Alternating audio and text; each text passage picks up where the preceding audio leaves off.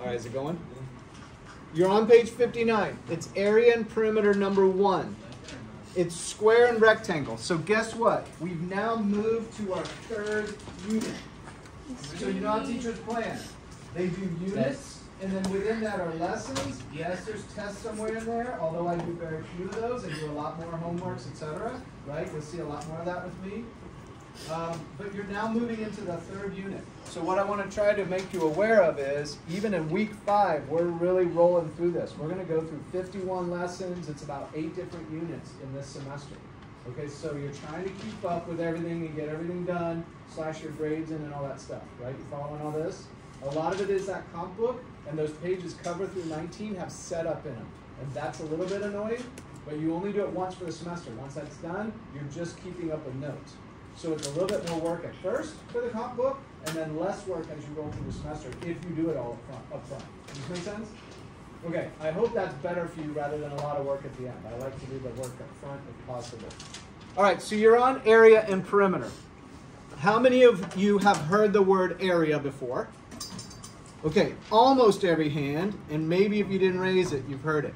How many of you think you know what area is?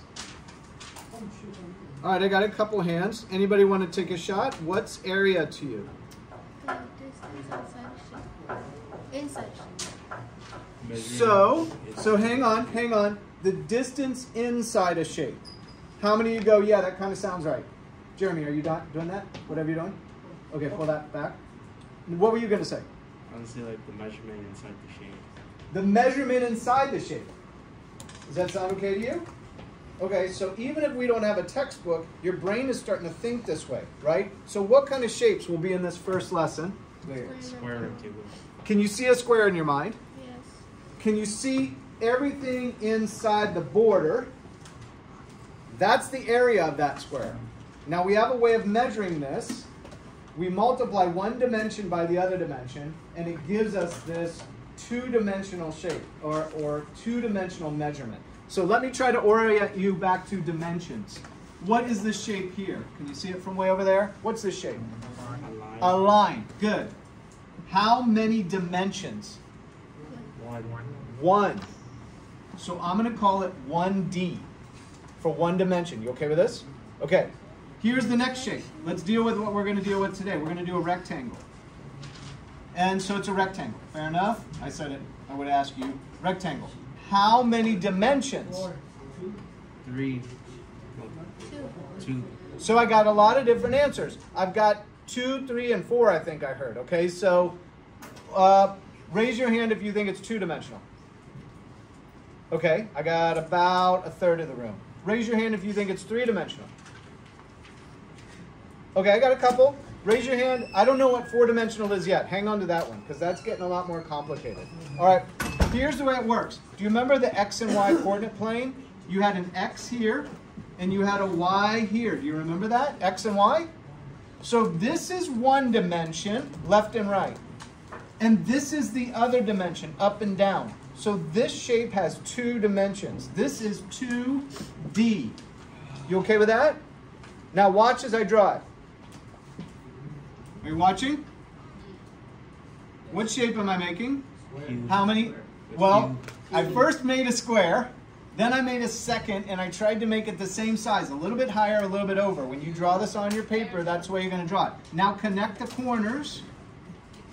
Okay, cube. I'm here in cube, and I was trying to draw a cube. How many dimensions? 3. And how do you know now? If this is 2, what's the third one here? What's the new dimension to you? The width? The width? Like here? Yeah. Yeah. How would you say it? What were you going to say? How else would you describe it? Width is one way. There's more ways. The base. So we use all these names like base and length and height, right? We can actually start to interchange those. Like if I had a shape here and I said, what's the height? You're going to go from here to here. But if I just take it and go like this and now say, what's the height? It changes. Are you with me? But these are all, here's a dimension, and what I'm trying to get at for this one is, can you see the cube come out at you? And so I'm okay with width. I might also call it depth. Depth is the distance between us. How many feet away are we? I don't know, 8 feet or something, 6 feet. That's that third dimension. So here's one, x. Here's the other y. So it looks like this. X, y, and what do you call that one that comes out at us? Follow the pattern. Z. Yes. Finally, math gave us something that makes sense. There's a z dimension, and that's your 3D. So when you go to a 3D movie, the movie does what? It comes out at you. It's like hovering in the air, out at you, right? That's that third dimension. Now there is a 4D, and I think it's time, and that's a physics issue. There is a fourth dimension. Do you know that physicists speculate if there's 4 dimensions, how many do you think they think are out there? They actually think there's an infinite number of dimensions out there. Okay, how do we see? We see in 3 dimensions, right? What if you were a creature that could only see in 1 dimension? Would you be able to see what we see? No. So imagine if a creature is out there that can see in 20D. How much more could they see than us? 17 more. Do you think it's possible? You think there's a creature out there that can see in 20D?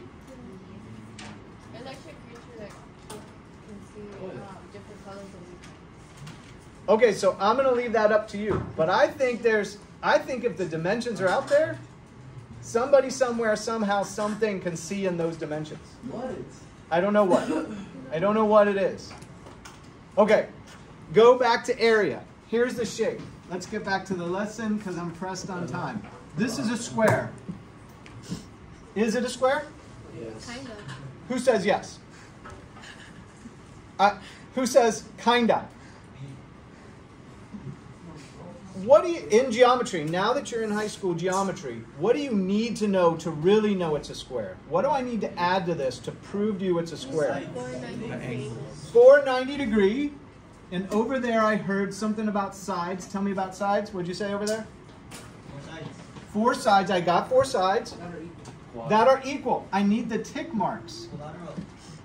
It is an equilateral, quadrilateral, I guess. Well, now you can say it is a square, right? Now you can go, yeah, even though he's drawing it badly, I can see from this in my mind that perfect square because that's what he's trying to draw given that information. You okay with this? Okay, so now we're talking about area, right? Let's talk about 2 things. Area, and we didn't talk about perimeter yet. How many have heard perimeter before? Okay, at least half of you are saying you've heard it.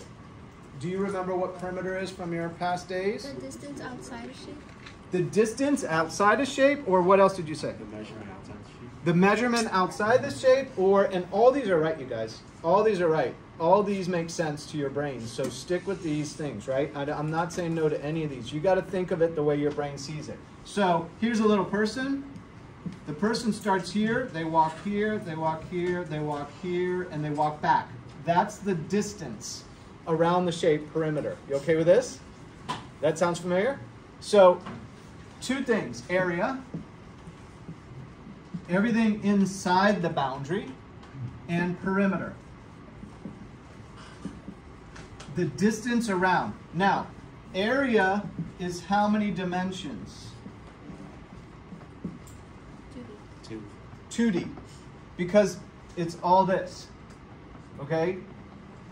Perimeter is just this. So perimeter is technically just a line. Well, not technically, it is. It's just a line. If you took this line and unfolded it, and this line and unfolded it, and this line and unfolded it, it would just be a line from there to there, and it's a distance. So it's 1D. Perimeter's 1D, area's 2D. You okay with this? This is a lot about how you calculate it. So for perimeter, say this is 5 here, and this is 5 because it's a square, and this is 5, and this is a 5, and there's units on them, miles, centimeters, whatever. Each has units. All I need to do is go 5, 10, 15, 20. Perimeter equals 20 units. Pretty simple, because I'm just going around the shape.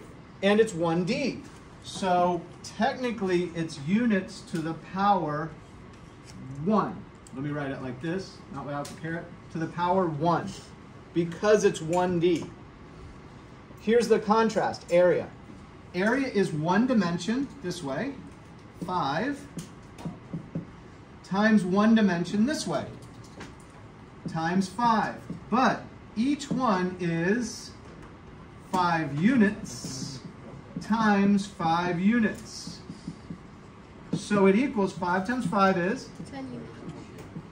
Multiply them now. What is it? 25. Good, good, good, good. Don't worry, you guys. Your brain is switching between the two. Your brain is switching between adding and multiplying. It's okay. Your brain's going to slip up and go here and there. You all right with this? Okay. Don't be afraid to do that. Your brain is going to do it no matter what. Okay.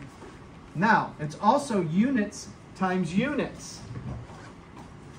What is units times units? See if this resonates with you. It's units to the power 2, or another way to say it is units squared. The 2 represents that you're now in what world? 2D. You're in the 2D world. You okay with this? Okay, so who can sum up the difference between perimeter and area, trying to talk about the idea of dimensions? Can you do it? I'm asking a lot of you right now, okay? So if you can't, don't worry. I'm asking a lot.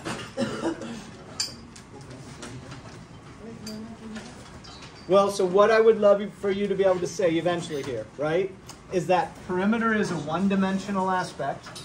It's a distance.